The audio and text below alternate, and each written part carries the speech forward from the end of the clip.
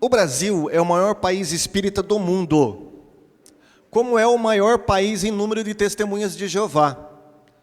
Como também é o maior país, talvez o segundo maior país em número de mormons do mundo. O maior país católico do mundo. Então, como o pessoal fala, em terra brasileira, tudo que se planta, dá. Erva daninha também dá. Na verdade, se você semear, você vai colher bastante coisas boas e ruins também. Então, se eu perguntar aqui, quem já teve experiência com o espiritismo? A maioria, ou pelo menos uma grande parte, vai levantar a mão. Talvez não experiência própria, mas de terceiros, ou mesmo da própria família. Por exemplo, eu, quando era pequeno, a minha família me levava até os centros. Eu ia de manhã na missa, mas à noite, como todo bom católico, eu frequentava o centro e recebia os passes e os conselhos dos espíritos. E eu me lembro como se fosse agora. Eu era pequenininho, devia ter uns 5 anos, mas eu lembro. Eu entrava, né? E esperava até eu ser chamado, e entrava, ia até onde estava o médium, que recebia o espírito. Não era propriamente kardecista, era um espiritismo de Umbanda, portanto, eram outros tipos de espíritos que baixavam, que incorporavam no médium ali. E eu lembro que ele falava comigo e me aconselhava, enfim, várias e várias vezes. Eu fui prometido aos espíritos, fui prometido para ser batizado pelos espíritos, mas nunca deu certo. E aí eu lembro que eu sempre caía, sempre estava caindo, né? Estava correndo, caía. Andando em triciclo, caía. Aí eu lembro que a minha avó falava, olha, isso aí são os espíritos cobrando que eu prometi ele aos espíritos para ser batizado no centro, e eu não cumpri a promessa. E eu acho que Deus tinha, eu não sou calvinista, mas eu acho que Deus tinha algo preparado para mim. Eu já estava predestinado para ser um evangélico, um homem de Deus. Amém, irmãos? Amém. Graças a Deus por isso. E nem mesmo na igreja católica eu fui batizado. Eu vim ser batizado na Assembleia de Deus aos 15 anos de idade. Batizei em um rio, como manda o protocolo assembleiano. Fomos para um rio e eu mergulhei ali e fui batizado como manda a palavra de Deus. Então, eu tenho algumas experiências com o espiritismo, não tão fortes assim, porque eu era uma criança, mas pessoas que conviveram comigo eram espíritas. E depois que Deus me chamou para a área da apologética, eu comecei a estudar mais a fundo os vários tipos de espiritismo. Então eu quero falar com vocês aqui sobre uma visão geral do espiritismo, mas focalizando o principal tipo de espiritismo que nós temos no nosso Brasil, que é o espiritismo kardecista, ok? Muito bem. Qual é a definição, então, básica de espiritismo? Eu trouxe aqui o dicionário Aurélio, tá? Que é a visão do senso comum, do que seja um espírita ou praticante do espiritismo. O que é isso, então? É uma doutrina, o espiritismo é uma doutrina, baseada na crença da sobrevivência da alma e da existência de comunicação, por meio da mediunidade entre vivos e mortos, entre os espíritos encarnados e os desencarnados. Kardec irá falar que espiritismo é aquela comunicação que existe entre o mundo espiritual e dos espíritos e o mundo material, tá? Mais ou menos isso. Então, basicamente é isso aí. Então, é uma doutrina baseada na crença da sobrevivência da alma e da existência de comunicação por meio da mediunidade entre vivos e mortos, entre os espíritos encarnados e os desencarnados. Mas isso não explica muita coisa, tá? Como nós veremos, o espiritismo é muito mais complexo. Por quê? Da época de Kardec para cá, aliás, antes de Kardec, já existia um tipo de espiritismo. Kardec ele funda um espiritismo próprio, bem peculiar ao seu contexto histórico, cultural, religioso e político da época. E de Kardec para cá surgiram outros tipos de facções espíritas. Por exemplo, o Brasil ele é regido pela Federação Espírita Brasileira, a FEB. Tá? A FEB ela não é leal ao kardecismo puro. A FEB ela é leal ao espiritismo de Chico Xavier, que destoa um pouco do espiritismo kardecista. Tá? Mas nós não vamos entrar nesses detalhes aqui, só para definir, situar os irmãos nesse contexto histórico aí. Bom, o espiritismo não precisa de muita propaganda. Por quê? Porque a maior propagandista do espiritismo no Brasil é a Rede Globo. A Rede Globo, ela faz questão de trazer temáticas espíritas, não só em suas novelas, mas praticamente em tudo que eles fazem, que eles produzem em termos de programas, né? Eles gostam de trazer a lume aí alguma coisa que diz respeito à religiosidade espírita. Por exemplo, se eu ficasse citando novelas aqui, eu ficaria aqui a tarde inteira de tanta novela que traz temáticas espíritas. Por exemplo, uma das mais famosas aí, A Viagem, né? Que os mais antigos aí lembram dessa novela. A minha avó falava muito dessa novela para mim, A Viagem, e falava que tinha um cara que era um encosto nessa novela, né? Um verdadeiro encosto, não é? Bem aos moldes espírita. Essa aqui é mais recente, Além do Tempo, que traz temática reencarnacionista, mostra dois momentos, né, da vida das pessoas, uma de uma vida e a outra na outra reencarnação. E por aí vai, nós temos também propaganda espírita em diversos periódicos nacionais, por exemplo, a Isto É, vem falando, né, o país do espiritismo, o Brasil. E olha que interessante, Turma da Mônica, a Turma da Mônica, não é, fazendo propaganda do espiritismo. Para quem não sabe, o autor aí, ele é espírita, né? E em uma das revistas traz aí sobre Chico Xavier. Ele faz uma temática assim bem variada sobre religiões, tá? Mas ele foca bastante o espiritismo também. O espiritismo nada mais é, irmãos, do que uma cultura brasileira, tá? Assim como é o catolicismo também. O Brasil, ele se tornou um país católico por questões culturais também, tá? Não tão por questões teológicas, mas questões culturais. Assim como é o espiritismo no Brasil. O espiritismo, ele é cultural. Olha, imagina que você tem aqui os nativos, os índios, que tinha sua pangelança, né? Que era um tipo de espiritismo, né? De consulta aos deuses, aos espíritos. Tudo aqui para os índios tinha um tipo de alma. É o que a gente chama de animismo, né? Tudo é dotado de ânimos, ou seja, de alma. A árvore, o céu, as águas, tudo, os animais. É um tipo de espiritismo. Aí quem chega aqui descobrindo o Brasil? Os portugueses. Pedro Álvares Cabral traz com ele uma caravana de padres, de religiosos católicos, e traz para o nosso Brasil o pior tipo de catolicismo existente na Europa, que era o catolicismo português. O mais, vamos dizer assim, supersticioso, o mais idolátrico, espiritismo português. Muito bem, se já não bastasse a pólvora, né, junto com o fogo, índios e catolicismo português, trouxeram para cá também os negros africanos, que tinha também a sua própria religião. Tá? E aí vem candomblé, vem todo tipo de religião espírita da África, e junta nesse caldo religioso, que é o que forma a religiosidade brasileira, né? O povo brasileiro, então, nada mais é do que uma cultura religiosa. Então você vê católico pegando, no dia de Santo Antônio, pegando o santo, colocando dentro de uma garrafa d'água, de ponta cabeça, e fazendo promessa para conseguir casamento.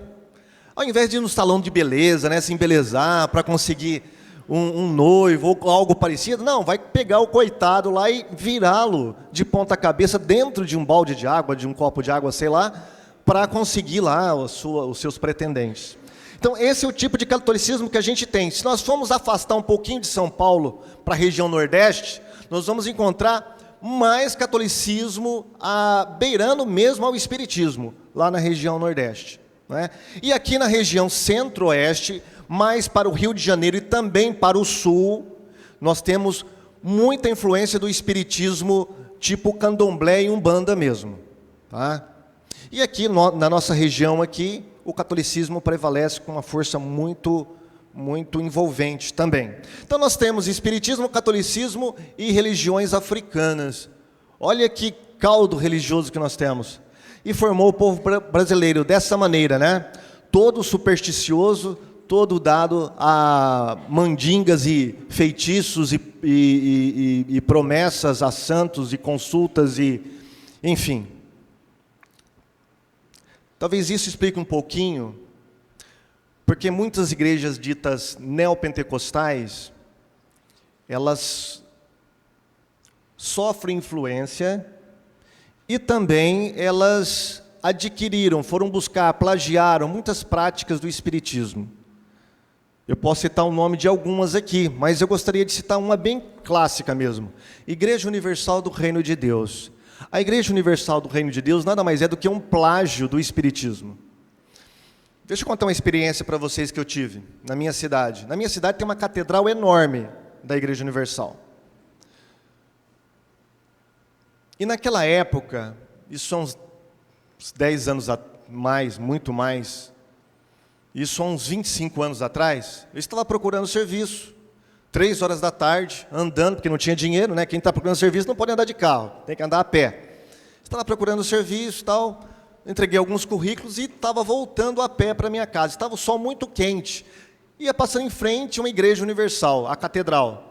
Resolvi entrar. Senhor, deixa eu dar uma descansada aqui pelo menos, né? Ficar aqueles bancos confortáveis, uns bancos bonitos, confortáveis, tá? E vou aproveitar e já vou ouvir alguns sermões aqui dos pastores aqui. Muito bem. Cheguei lá, eles estavam no meio de uma campanha, a campanha da unção do Espírito Santo. Legal! Campanha da unção do Espírito Santo. Eu que sou pentecostal já? Glória a Deus! Aleluia!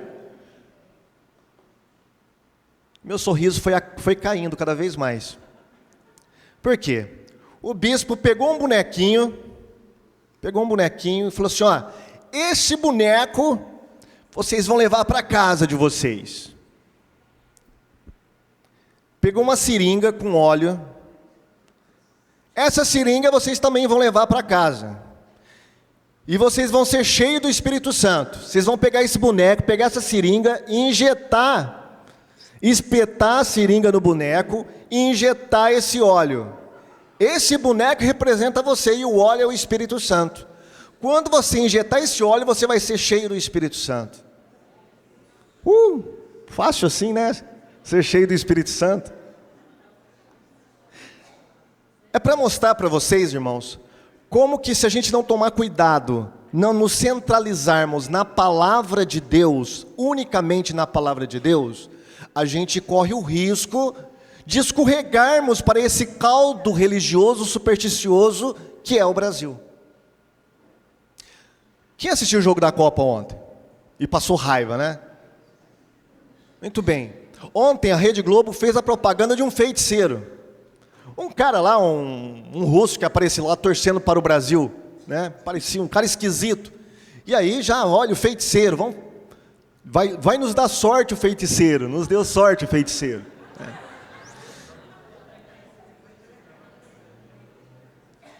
Os irmãos perceberam como que o povo brasileiro é dado às superstições? Por causa deste caldo. Isso tem muito a ver com o espiritismo que nós falaremos aqui. Aqui nós temos uma cultura religiosa propagada pela Rede Globo, tá? O espiritismo é de diversos tipos, tá? Não só o kardecista. Muito bem, vamos ver um pouquinho sobre o espiritismo em números aqui. O espiritismo, o contingente espírita, esse aqui é um dado do IBGE de 2010, tá? Traz aqui alguns números sobre as principais religiões no Brasil. O catolicismo vem decaindo a cada estatística, a cada pesquisa do IBGE vem decaindo. Segundo uma pesquisa recente, daqui a 20 anos o Brasil a metade do Brasil será evangélica, segundo essa pesquisa. Não sei se é bom ou ruim isso, mas eles falaram que há uma probabilidade de chegar a essa estimativa.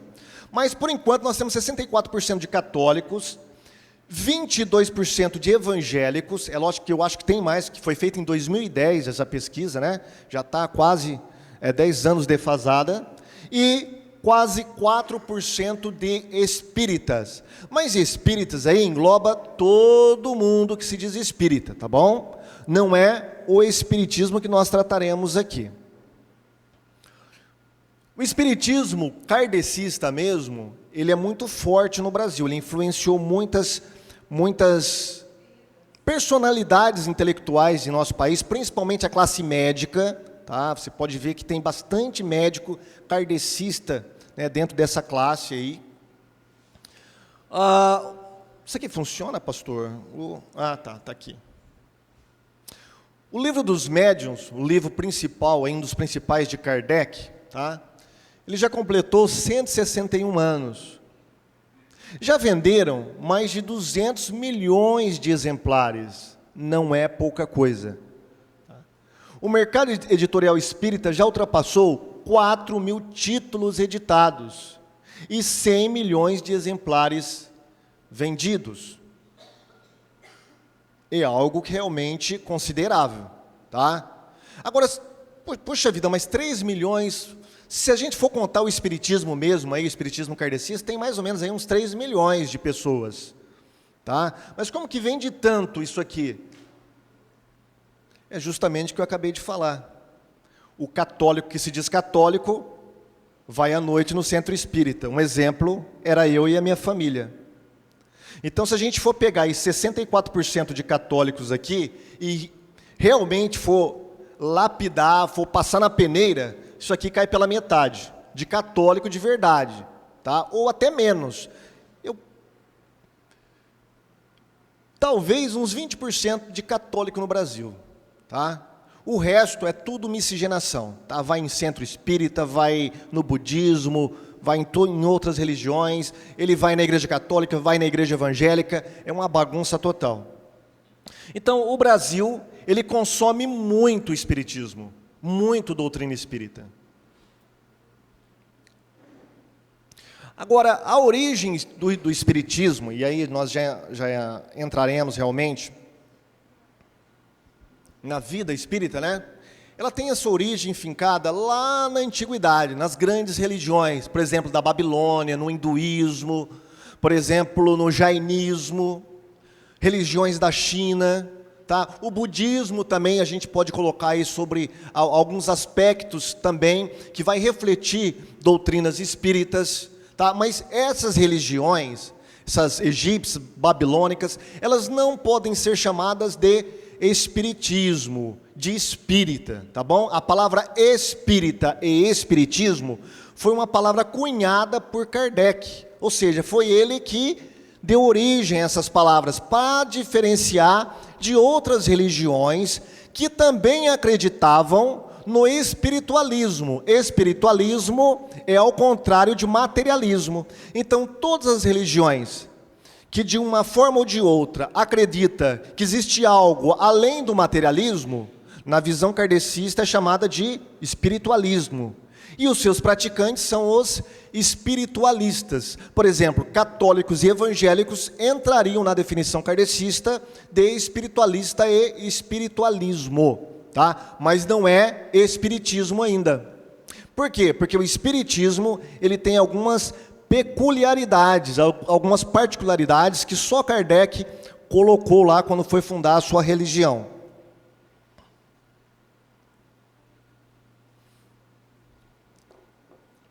A gente viu que lá na antiguidade, em algumas dessas religiões, sempre acreditavam na consulta aos mortos. Por exemplo, se for em 1 Samuel, você vai ver um caso muito emblemático ali, quando o primeiro rei de Israel, Saul, ele vai consultar uma médium, e vai invocar quem?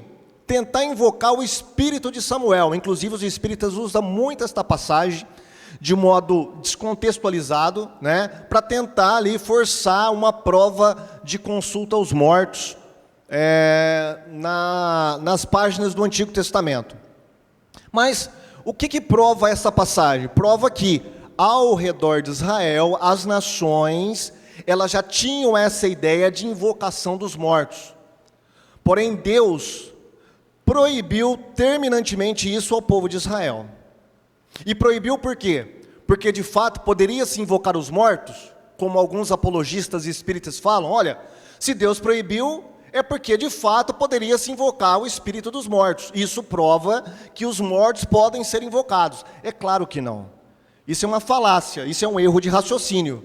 Por exemplo, Deus proibiu que o povo de Israel adorassem outros deuses. Não porque outros deuses de fato existissem. Claro que não. Só existe um Deus verdadeiro, Criador dos céus e da terra. Não existe outros deuses. Baal, como era o deus dos cananitas, ou, por exemplo, Zeus, deus dos gregos, ou Mercúrio, um dos deuses lá dos romanos, ou Thor, deus dos vikings, né? Não existe, isso aí são deuses fictícios. Mas por que Deus proibiu? Porque ele sabia que o povo iria incorrer em erro, e isso ia trazer malefícios para a sua vida espiritual. Do mesmo modo, Deus proíbe a consulta aos mortos, não porque os mortos de fato poderiam ser consultados, ou poderiam ser invocados ali. Não, foi justamente para livrar o povo de Israel dos engodos espirituais que estão por detrás dessas práticas. Tá? E a gente percebe ali nas passagens, não vou entrar em detalhes, mas a gente percebe nessa passagem de 1 Samuel, como que Saul foi enganado. E como muitas coisas que o suposto Saul falou para Samuel não se cumpriram. Mas enfim, a gente percebe então ali uma crença na invocação dos mortos e uma crença na sobrevivência da alma, né, em algum lugar após a morte. Isso prevaleceu nas nações fora de Israel até o cristianismo entrar em cena no século IV. Quando o cristianismo ele se torna religião estatal, tem um lado prejudicial disso, o lado ruim, tá? Que é a estatização da igreja, mas tem um lado bom. Que lado bom é esse? Conforme o cristianismo vai se expandindo por toda a Europa, ele vai banindo práticas pagãs, como, por exemplo, práticas de invocação dos mortos. Foi acabando essas práticas. Até o século XV. O que acontece no século XV? Nós temos um looping, tá, de 180 graus aí, ou melhor, 360 graus, né, porque volta no mesmo eixo, o 360 graus, volta no mesmo eixo. Qual foi esse looping? As pessoas começaram a voltar ao paganismo que existia antes do cristianismo chegar na Europa. As pessoas começaram a consultar os filósofos gregos, Platão, Sócrates, Aristóteles, que Sócrates, inclusive, foi um dos maiores difundidores da metempsicose, que é a reencarnação kardecista, de um modo um pouco diferente. As pessoas começaram a voltar aos deuses gregos romanos, já nas artes, na música, a política, já citava deuses também. Por exemplo, Maquiavel, ele vai fazer muitas analogias, trazendo de volta, né, essas imagens antigas dos deuses romanos. Então, o paganismo começa a envolver novamente a Europa. E aí surge a época da Renascença, né? Nós saímos de uma época que era chamada época medieval, onde a igreja dominava, então existia o teocentrismo, Deus era o centro de tudo. Quando chega 1500 para frente, nós temos o antropocentrismo, ou seja, o homem é colocado no centro de todas as coisas. O homem é a medida de todas as coisas agora. Então ele começa a se divorciar ou sacudir sobre si as direções, né, da religião, vamos dizer assim. No caso ali do catolicismo, tá? E o que acontece com isso? Como as pessoas começam a adquirir algumas liberdades, dentre elas religiosas, a Europa e a América começam a ser invadida por vários tipos de crenças espiritualistas. Tá? Nós temos aqui, olha, vários desses homens que foram pessoas importantes, influentes de sua época, mas que trabalhavam e acreditavam de alguma maneira que os espíritos dos mortos poderiam ser invocados, tá? Emanuel Swedenborg, Edward Irving, Andrew Jack Davis, Daniel Douglas Home, tá? Todas essas pessoas aí, de algum modo, fundaram uma seita, uma religião, e propagar uma doutrina espírita, mas não é a doutrina espírita que nós conhecemos como kardecismo, tá? Isso pode ser enquadrado em espiritualismo. Por exemplo, esse camaradinho aqui, olha. Opa! Ih, danou tudo aqui. Como é que eu volto? Para cima, para cima. Aí, muito bem. Esse aqui, ó, ele foi um ferrenho combatente contra a reencarnação, mas era espírita. Opa, pera aí um pouquinho. Espírita contra a reencarnação, existe isso? Existe. E muitos kardecistas nem sabem disso. Nem sabem. E isso é uma pedra de tropeço para a principal doutrina do kardecismo, que é a reencarnação. Mas vamos lá, vamos prosseguir. Muito bem. Na Europa, então, começou a ter esse avivamento espiritualista, de invocação dos mortos, consulta aos mortos, de alguma maneira, né? Todas essas práticas que a gente conhece como espiritismo vulgar, tá? Estava ali entrando de cheio na Europa. E aí, em 1948, acontece uma coisa muito interessante nos Estados Unidos, tá? Na cidade de Hallsville. Em 1947, uma família de metodistas mudam para um vilarejo muito pobre, na região de Nova York, na região de Hallsville. E era uma família de pai e mãe com duas meninas, tá? A Kate e a Leah. Perdão, a Kate e a Margaret. E essa casa era uma casa muito estranha. Essa casa aqui é a casa verdadeira, tá? Onde aconteceram os fenômenos que deram origem ao espiritismo moderno. Elas começaram a ouvir batidas, pancadas por toda a casa, à noite principalmente. E eles ficaram assustadas. Que batidas eram essas? As meninas começaram a imitar as batidas. E aí começou a fazer um tipo de comunicação. A pessoa respondia, as meninas faziam uma pergunta e falavam assim, olha, se isso aí for certo, você responde com 2 batidas. E aí, havia 2 batidas. Muito bem, isso aqui virou uma febre nos Estados Unidos. Tá? Elas ficaram famosas, as grandes médiums Fox, né? Começou a andar pelos Estados Unidos inteiro falando sobre o espiritismo, mas em dado momento, elas vieram a público desmentir. Que, na verdade, as grandes batidas, na verdade, eram elas que faziam. Ela fazia com os pés, não sei como, mas elas falaram que fazia isso com os pés. Passou um pouquinho de tempo, elas vieram novamente a público e desmentiram o desmentido. Ou seja, olha, recebemos dinheiro para desmentir os fenômenos que aconteciam lá na nossa casa em Hallsville. Muitas, eu acho que, eu não me lembro se é essa, ou se é essa, que morreu embriagada, morreu totalmente alcoólatra, entrou em depressão, enfim. Elas não tiveram um fim muito legal. Mas o que aconteceu? Esse fenômeno aí se espalhou por toda a América. Isso chegou também na Europa. Na Europa, virou uma febre as chamadas mesas girantes. Nas festas de elites da época, né, da sociedade, era muito comum eles se reunirem e fazerem as mesas girantes, ou seja, fazer comunicação com o além. E segundo os relatos da época, as mesas levantavam, batiam, né, havia toques, enfim. Isso aí virou uma febre. E no meio de tudo isso, quem que estava observando esses fenômenos? Um senhor chamado Allan Kardec. Tá? Allan Kardec. Ele era um pedagogo, discípulo de Pestalozzi. Pestalozzi era um protestante liberal que não acreditava na Bíblia, em milagres, em nada. Tá? E ele foi discípulo, um dos mais importantes discípulos de Pestalozzi. Kardec escreveu vários livros na área da pedagogia, ele ensinava matemática. E, em certo momento, ele foi atraído para esses fenômenos que estavam acontecendo na sociedade francesa. Quando eles se reuniam nos bailes, tinha a sessão das mesas girantes. E ele começou a pesquisar isso.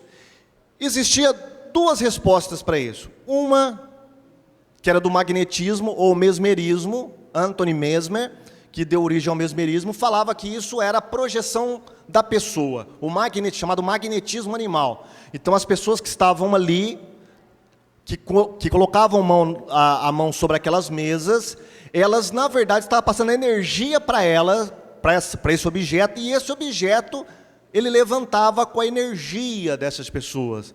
Ele dava toques com a energia dessas pessoas.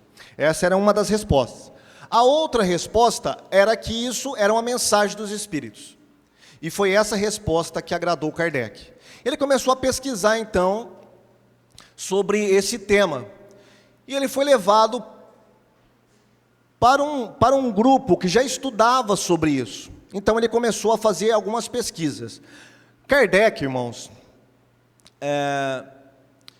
ele foi um homem que escreveu muito. Ele não escreveu apenas livros sobre espiritismo, escreveu outros livros também em outras áreas de humanas, tá? E ele tinha uma mente imbuída do cientificismo. É acreditar que a ciência explica todas as coisas. Nessa época, qual que era o método científico que prevalecia na Europa? Era o positivismo, de Auguste Comte, tá? O positivismo acreditava que a ciência, ela deveria explicar todas as coisas. Na verdade,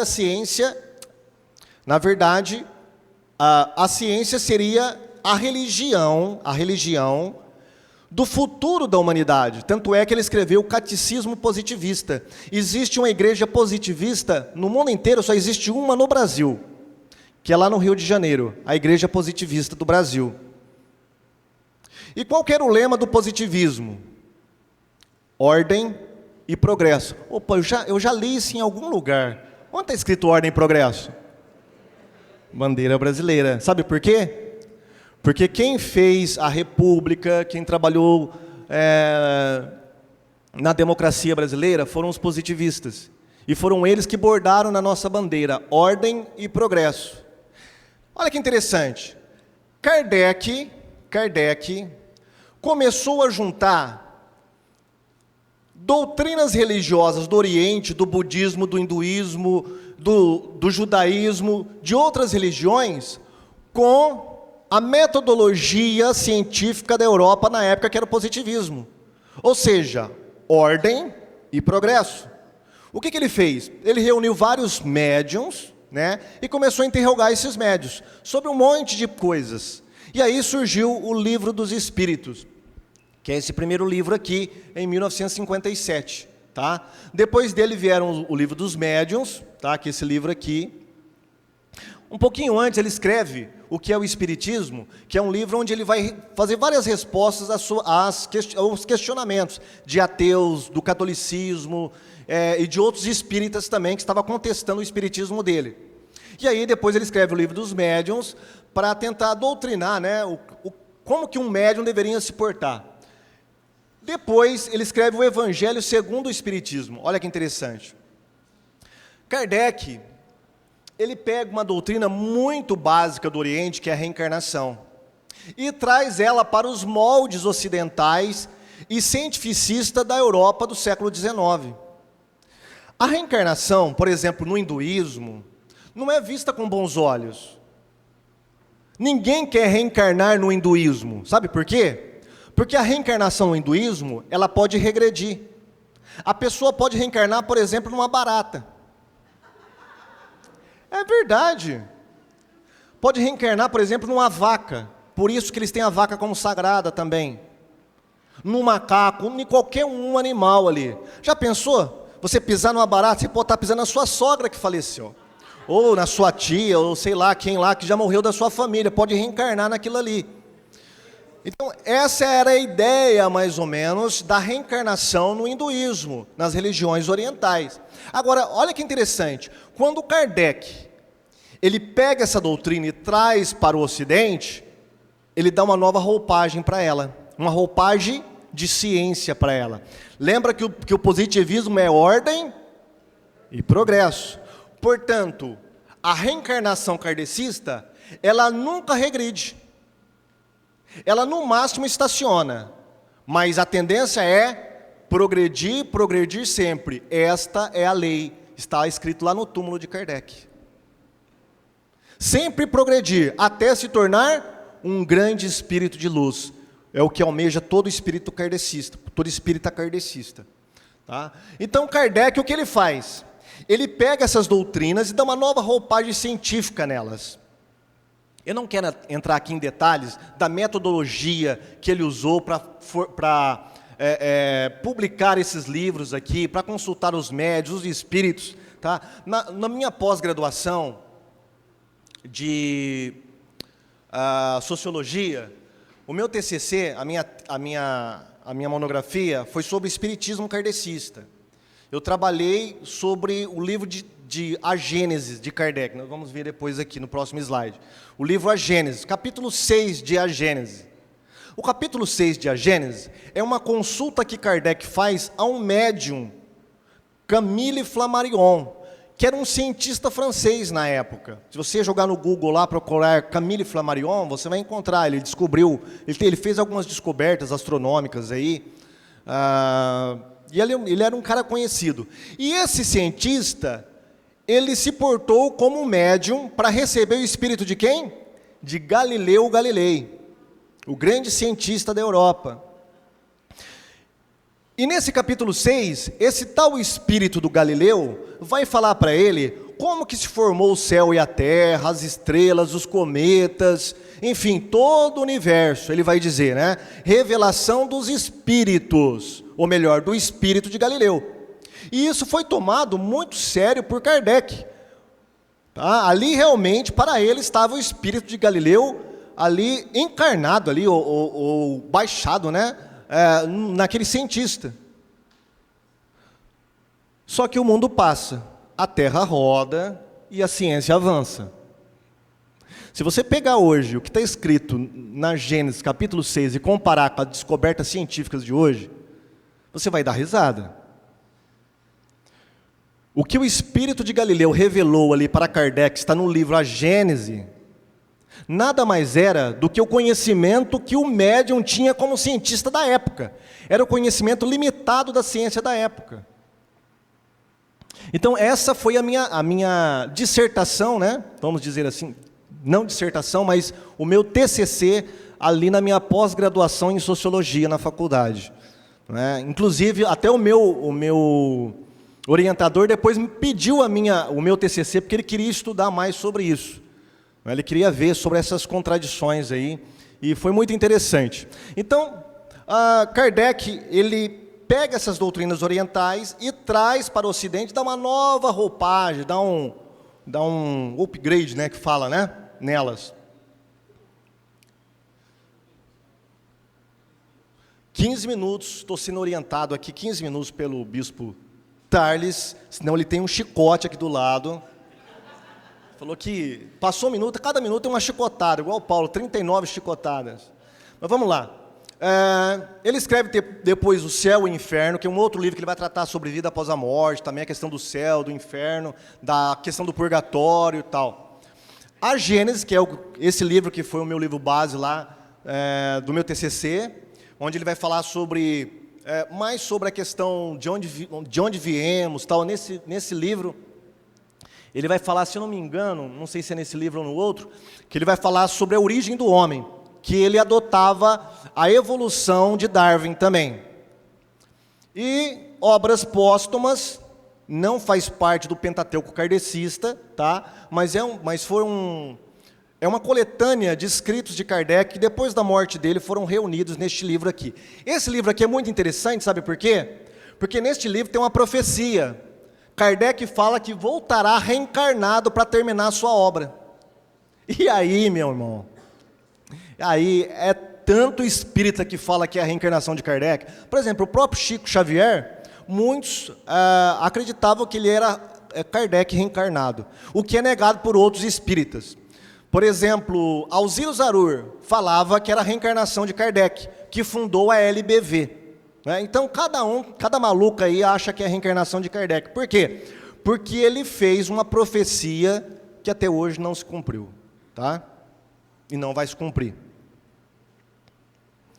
Bom, a divisão do espiritismo, vamos nos situar aqui. Então, Quando a gente fala em espiritismo, estamos falando de espiritismo kardecista, tá? Os kardecistas, os mais ortodoxos, que seguem estritamente Kardec, eles não gostam de ser confundidos, por exemplo, com o pessoal da Umbanda.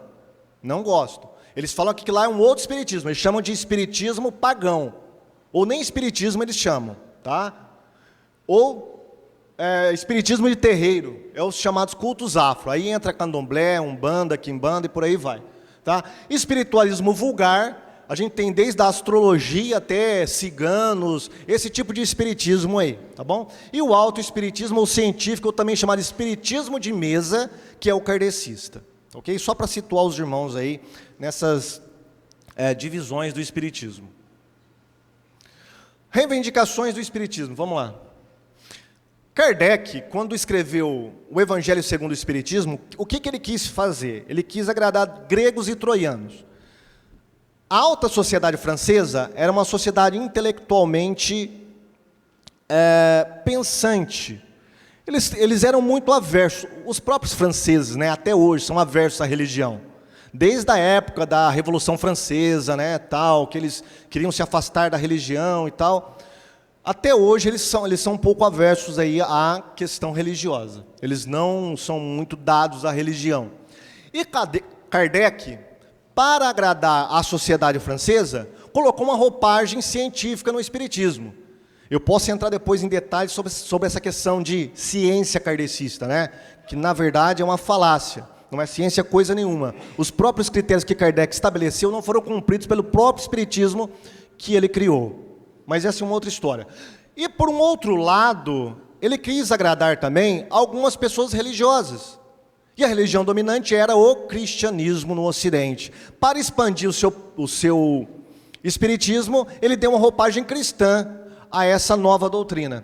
E ele diz lá em um dos seus livros, né, o Evangelho segundo o Espiritismo: a lei do Antigo Testamento teve em Moisés a sua personificação. A do Novo Testamento tem-na no Cristo.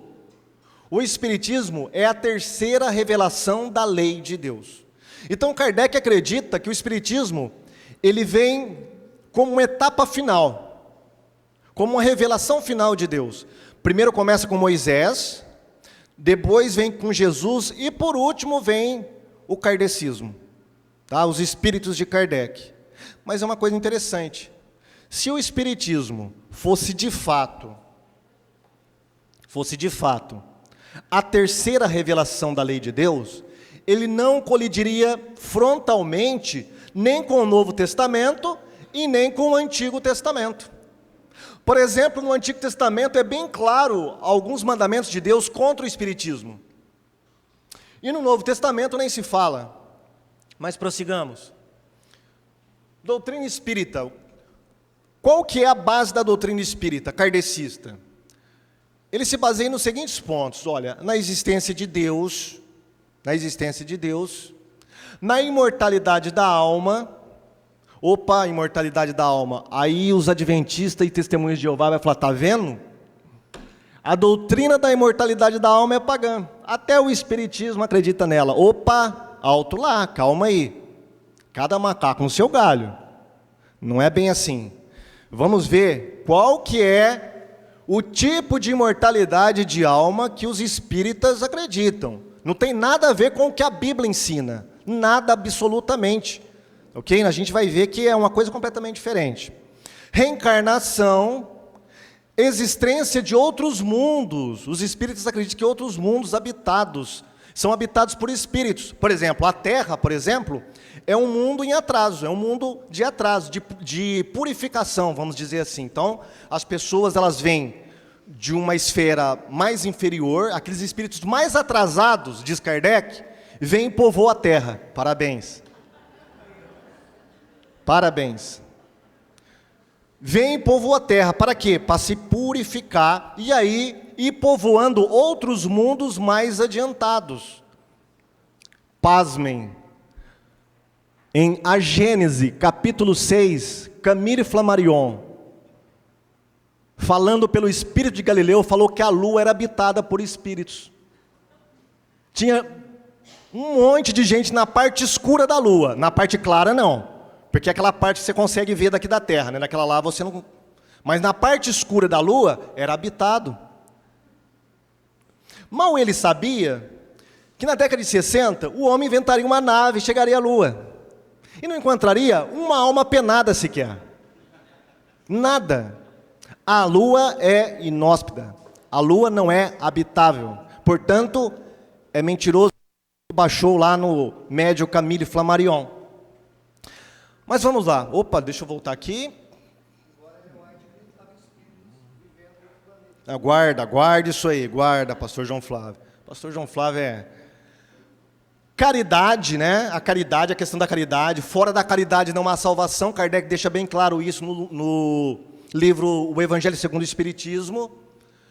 A comunicação com os mortos, comunicação mediúnica, tá? E a lei do karma. O que você faz aqui, você vai pagar numa próxima vida, tá? Essa é a base das crenças espíritas. 6 minutos. Gente, eu estou ficando pressionado aqui. Eu estou me sentindo muito mal. Estou brincando, pastor. Vamos lá, vamos correr então. Respostas apologéticas. Reencarnação. Hebreus 9, 27, está escrito: está ordenado ao homem morrer uma só vez, e vindo depois disso o juízo. Uma só vez o homem vai morrer, não várias vezes, em várias reencarnações. A palavra de Deus é bem clara. Quando o homem morre aqui, o que aguarda ele na eternidade são 2 lugares: ou céu ou inferno. A Bíblia não fala nada sobre um terceiro lugar. A Bíblia não fala sobre limbo, a Bíblia não fala sobre purgatório. Ou é céu ou é inferno. É claro, como o pastor João Flávio explicará aqui, com certeza, a questão do inferno, por exemplo, em alguns grupos religiosos, é admitido como se fosse a própria sepultura. Mas isso eu vou deixar para o pastor João Flávio responder. Mas enfim... Comunicação com os mortos, isso é claramente proibido lá em Levítico 19, 31. Alguém pode ler aí na sua Bíblia, rapidinho? Levítico 19, 31.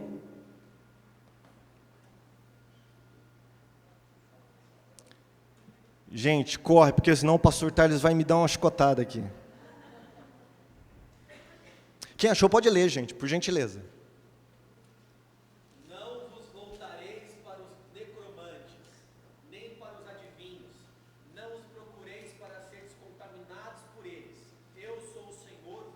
Necromantes, consulta aos mortos. Depois você vai verificar isso aqui também, em 20, versículo 6, outra proibição. O Antigo Testamento está lotado de proibições para consulta aos mortos, tá? O karma, a lei do karma, não é? A lei da causa e efeito. Se você faz uma coisa nessa vida, você vai carregar para outra vida. Então era assim que Kardec tentava explicar as diferenças, desigualdades sociais entre os homens. Por que um nasce pobre e o outro rico? Por que um nasce, por exemplo, doente e o outro com saúde? Por que um nasce inteligente e o outro como alguns de nós, sem muita inteligência? Como explicar isso aí? Ora, a reencarnação. Sabe por quê? Porque a pessoa que nasceu pobre, muito pobre, um mendigo, por exemplo, qual que é a explicação kardecista? É que na outra vida ele foi um rico esbanjador, um cara que esbanjou, não ajudou ninguém. Então nessa vida ele veio consertar, tentar consertar, mas a gente verá, talvez num próximo estudo, pastor, num próximo seminário, que isso tem uma grande contradição dentro da própria doutrina espírita. Vamos lá, vamos correr. A caridade, né, a questão da caridade. Fora da caridade não há salvação. Ou seja, por isso que os espíritas precisam fazer boas obras. Porque salvação para o espiritismo não é o mesmo conceito de salvação para o cristão. Tá? Não é o mesmo conceito de salvação para o cristão. Salvação para o espírita é simplesmente se libertar do karma. Ou seja, ele evoluir na próxima reencarnação até se tornar um espírito de luz. Só isso que é salvação para eles. Então, para ele ajudar a se libertar do seu karma, purificar, né, as suas, eles não chamam de pecado, eles falam falhas, né, de erros, ele precisa fazer caridade.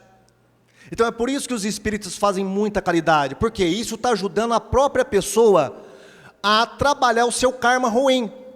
Então, quanto mais caridade ela fizer, mais karma ruim ela vai se libertando. Agora tem uma coisa interessante.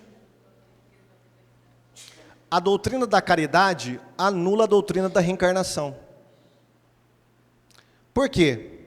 Porque se a pessoa reencarna, por exemplo, uma pessoa que era ruim na vida passada, reencarna nessa vida, por exemplo, se ele foi um rico esbanjador, reencarna como mendigo, se eu estiver ajudando ele, eu estaria atrapalhando a purgação das suas falhas. Olha que nó. É complicado, irmãos. Imortalidade da alma, muito bem. A imortalidade da alma kardecista é uma imortalidade da alma, é um conceito pagão, vindo de Platão. Não tem nada a ver com a Bíblia Sagrada. O que era a imortalidade da alma para Platão? Era simplesmente, as almas são eternas. Elas são eternas. Sempre existiram. E em um dado momento, essa alma ela é sugada para o mundo material. E ela encarna em corpo.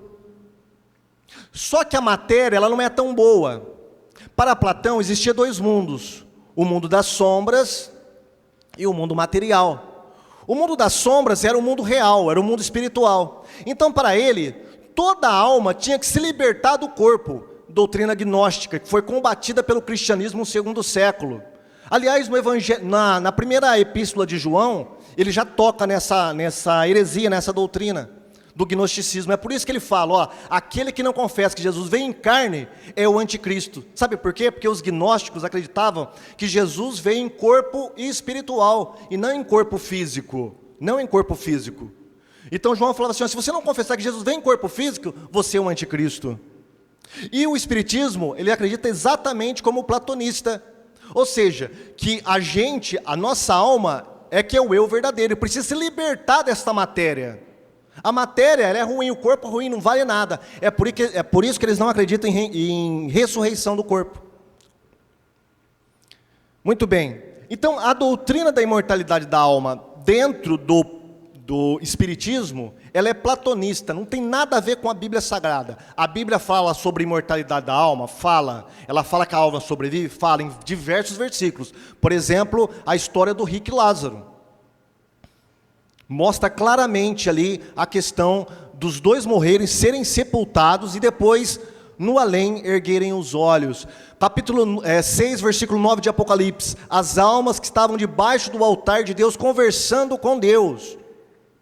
E outros versículos que falam, né? Jesus diz lá em Mateus capítulo 10, versículo 28, se eu não me engano, não temam aqueles que podem matar o corpo, mas não podem matar a alma. Mas temei aquele que faz perecer tanto o corpo quanto a alma no inferno. Perecer ali não é ser destruído, aniquilado. A palavra perecer está no sentido de sofrer, é nesse sentido. Por exemplo, eu posso falar muito claramente, por exemplo, a pessoa está perecendo na prisão.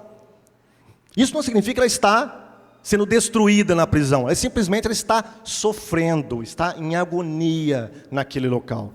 É nesse sentido que Jesus fala ali no capítulo 10, versículo 28 de Mateus. Então, a doutrina da imortalidade da alma, eu não tenho tempo para ficar falando aqui, mas ela não tem nada a ver com o conceito cristão. Então, as doutrinas kardecistas, elas não têm nada a ver de cristianismo, apesar de Kardec querer mesclar um com o outro, ok? O espiritismo, em seus mais variados segmentos, é um dos grandes desafios para a evangelização da igreja brasileira. Precisamos estar preparados para levar o evangelho genuíno a esse grupo religioso. Irmãos, Deus abençoe. Obrigado, bispo. Não precisou usar o chicote, está aí guardadinho. Eu acho que eu passei alguns minutinhos só, tá? Obrigado pela atenção de vocês. Não sei se tem perguntas e respostas. Depois, muito bem. Então eu passo a palavra para o pastor, para o bispo Thales. Muito bom, né, pessoal? É muito bacana. É muito legal a gente ter essa oportunidade de estar aqui para escutar coisas assim. É muito profundo, é muito legal, é muito conhecimento, né? E a gente, num mundo em que o espírita, como o Paulo falou, o Brasil é o maior país espírita do mundo, o maior país que tem o Testemunho de Jeová, Mormons, o maior católico, o maior, porque aqui até refere, como ele mesmo citou. E talvez você tenha contato com algum espírita. E sabe que o Hippolyte Léon Denisard de Rivail, que você conhece como Allan Kardec, né? Porque na verdade o espírito que baixava nele, dizia que na antiguidade, na outra encarnação, o nome dele era Allan Kardec. Então, quando ele ia assinar os livros dele, ele autografava como Allan Kardec, mas o nome dele é Hipólite Léon Denisard de Rivail. Ele só se tornou espírita porque teve contato com o espiritismo. Ele foi ver essas questões das mesas girantes, ele era estudante do magnetismo. E foi ver, deixa eu ver se isso é verdade. Ele, durante 2 anos, foi estudar e comprovou não haver nenhuma fraude. Ele disse: esse negócio é comunicação com o mundo espiritual mesmo. Assim como você já viu aqui as crianças fazendo Charlie, Charlie. Quem conhece viu essa brincadeira? Charlie, Charlie, você está aqui, responde sim, responde não. O copo, o compasso. Até na sua casa, se seu chinelo estiver assim, sua mãe morre. Não teve essa daí? Até na sua casa você teve contato com isso. Se o chinelo virado, sua mãe... A vassoura atrás da porta para a visita ir embora, ferradura, trevo de 4 folhas, é um sincretismo que veio do espiritismo.